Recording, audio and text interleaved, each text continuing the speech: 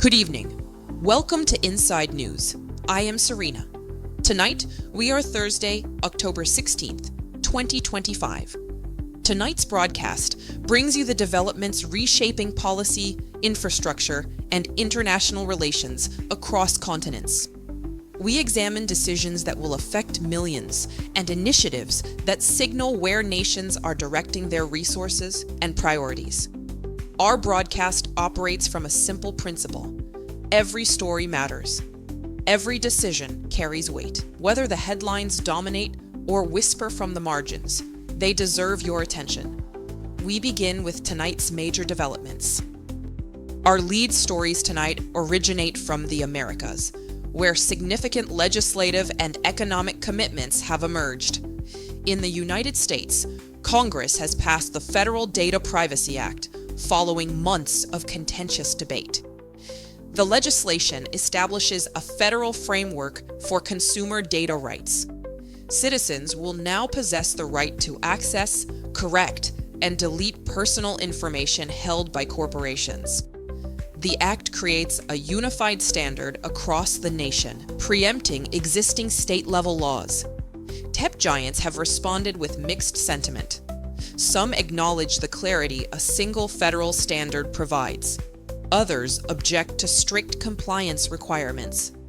The Senate approved the measure by a narrow margin of 52 votes to 48. Moving now to South America, Brazil and Argentina have announced a substantial joint infrastructure initiative. The two nations will modernize and expand the Mercosur trade corridor through a $15 billion investment. The project targets key railways and ports, connecting Sao Paulo with Buenos Aires. Officials project shipping times will decrease by as much as 30%. Financing combines public funds and private capital, with the new development bank serving as a central participant. Both presidents characterized the agreement as establishing a new era of South American economic integration. Turning to Europe, the European Union has concluded its energy summit in Brussels with agreement on the Green Energy Solidarity Pact. The accord mandates member states to share natural gas reserves during emergency shortages. It establishes binding targets for renewable energy storage capacity. The negotiation faced strong resistance from Poland and Hungary, who argued the provisions infringe upon national sovereignty. Diplomats reached compromise by offering additional EU funding for their renewable transition initiatives. Germany and France emerged as primary architects of the agreement. From Europe, we examine the United Kingdom's announcement regarding its high-speed rail expansion.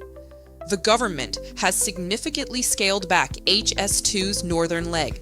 Cost projections have increased 40% beyond previous budget estimates.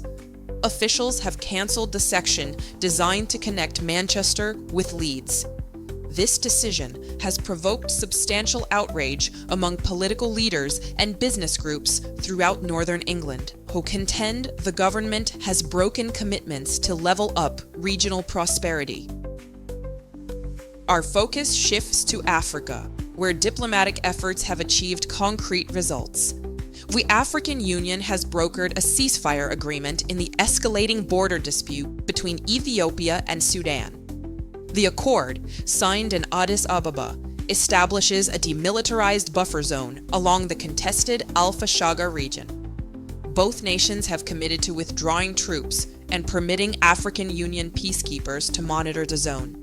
Kenyan mediators led weeks of intensive diplomacy preceding the breakthrough.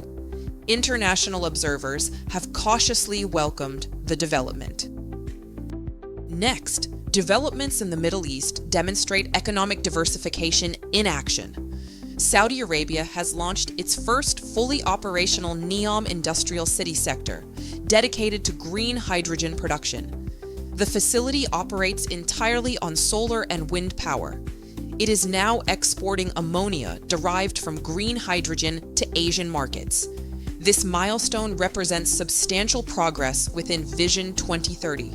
The kingdom's strategy to diversify its economy beyond oil dependence. Officials state the plant represents the largest installation of its type in the world. Our coverage concludes its main block in Asia Pacific, where maritime tensions have escalated and space capabilities have advanced. In the South China Sea, tensions have flared following a collision between a Philippine Coast Guard vessel and a Chinese maritime militia ship near the Spratly Islands. Manila has filed a strong diplomatic protest, releasing video footage it claims demonstrates aggressive maneuvering by the Chinese vessel. Beijing asserts its ship conducted routine patrols and accuses the Philippine vessel of initiating the provocation. The United States has reaffirmed its security commitments to the Philippines. Japan's JAXA space agency has successfully completed a precision landing of its smart lander for investigating moon probe. The spacecraft touched down within 100 meters of its designated target site, a technological achievement demonstrating advanced navigation and landing capabilities. The mission's objective involves analyzing olivine rock composition near the landing site. Scientists believe this analysis may provide insights into the moon's geological origin. That concludes our main coverage. Now, stories that need your attention. Now we turn to stories that receive insufficient attention, but carry significant consequences. In Bolivia, the government has secured a $500 million loan from the Inter-American Development Bank, designated for Amazonian ecosystem protection. Funding supports satellite monitoring to counter illegal deforestation and assists indigenous communities in developing sustainable forestry enterprises. This development has received limited coverage amid larger economic announcements from Brazil and Argentina. Portugal has achieved a milestone within European climate objectives. The nation became the first EU country to complete a nationwide transition of public transportation fleets in major cities to all-electric or hydrogen power. The final diesel bus was retired in a ceremony in Lisbon today.